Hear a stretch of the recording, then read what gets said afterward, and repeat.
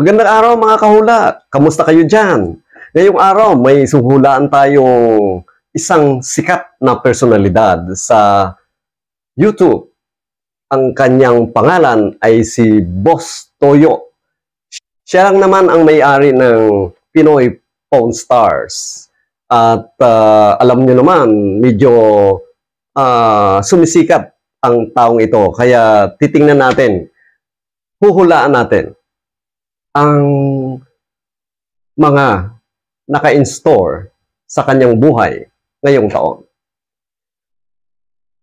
Ito po ang inyong likod, Boy Hula, maghuhula sa buhay ni Boss Toyo ngayong taon, 2024. Ayon sa aking nakikita at naramdaman, ito yung taon na magdadala sa buhay ni Boss Toyo ng malaking pagbabago. Malaking turnaround, ika nga. Dahil kung ano ang nalalasap niyang tagumpay ngayon sa kanyang buhay, mas lalo pa itong aangat. Maging sobrang busy ang mga months ng January at saka February sa kanya dahil may mga inaayos siya upang mapalago ang kanyang negosyo. Pwedeng lilipat siya sa bagong pwesto para mas spacious at maka-accommodate siya ng maraming kliyente or mga taong gustong pumunta sa kanya.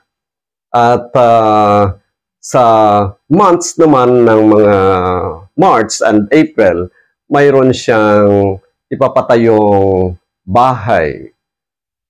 Ito yung bahay na matagal niya nang pinaplano at ngayon niya na the year maisakatuparan. At isa pa, mas lalo siyang sisikat ngayong year dahil sa mga months ng May at saka June, mailathala o mapipicture ang kanyang pinagdaanan sa buhay sa isang television program, mag-i-inspire sa maraming tao, lalo na mga kabataan na nalulong sa mga bisyo ngayong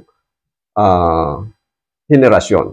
Problema sa kalusugan, lalo na sa kanyang liver at sa kanyang hyperacidity, na pwedeng magdulot ito ng ulcer kung hindi niya mabigyan ng atensyon. May isa pa akong nakikitang posible magkakaroon ng problema sa kanyang buto, lalo na sa upper and lower back. So, kailangan maingat siya sa kanyang mga biyahe or pagdadrive, lalo na kung mga long drives, dapat medyo mag-ingat lang siya dahil baka magkaroon siya ng bone injury. Pero hindi naman ito alarming.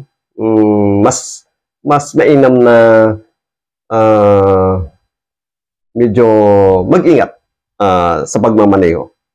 Ito ang pinakamagandang mangyari sa buhay niya, lalo na sa kanyang asawa at sa kanilang pagsasama bilang mag-asawa dahil magiging maganda ang takbo ng kanilang business at may pagkakataon na makabili ng lupa na gagawing resort or farm in the future.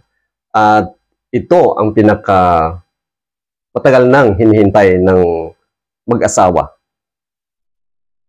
Mabubuntis ang asawa ni Boss Toyo ngayong taon. At ito pa, ang aking hula, magkakaroon siya ng kambal na anak, isang babae at isang lalaki.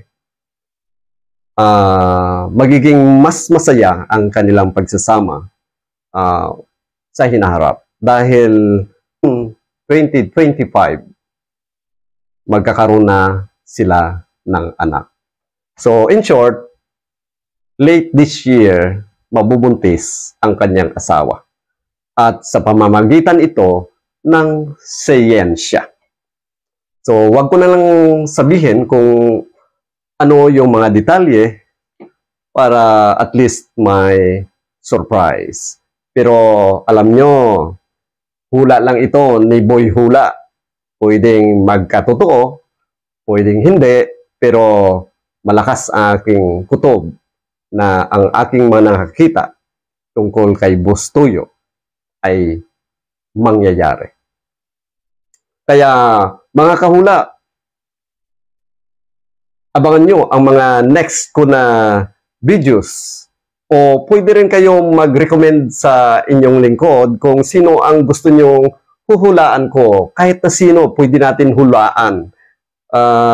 Huwag kayong mahiya na mag-comment sa video ito dahil sigurado sasagutin ko ang mga ito.